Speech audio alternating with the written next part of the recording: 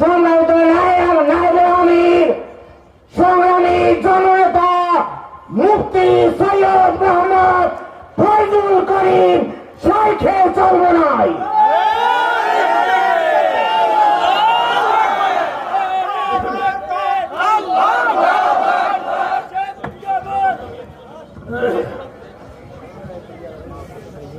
আসসালামু আলাইকুম ওয়া রাহমাতুল্লাহি ওয়া বারাকাতুহু।